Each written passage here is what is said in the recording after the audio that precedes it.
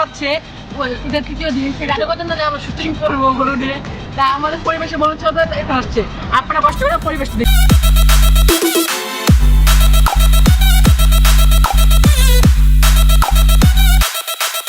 আমরা চেষ্টা করবো আপনাদের পরিপূর্ণভাবে বিনোদন দেওয়ার জন্য।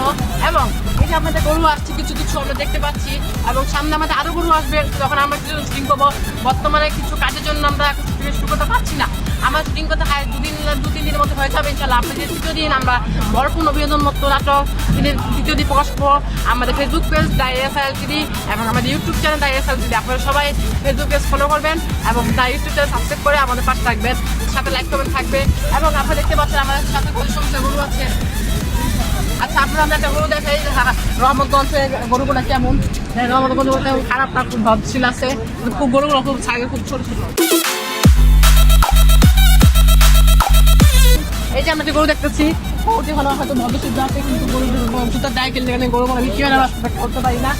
আপনারা আশা করি আপনারা আমাদের Facebook page YouTube channel subscribe করে আমাদের পাশে থাকবেন। এবং আমরা যে ছোট ছোট পরিবেশ দিচ্ছি এবং ঢাকা রহমতগঞ্জ গরু কি ভাই গরুর হাট, রহমতগঞ্জ গরুর হাট, তা এখানে কেমন আছে কারের নাম তাদের মাধ্যমে এখানে অনেক গরু আসছে এবং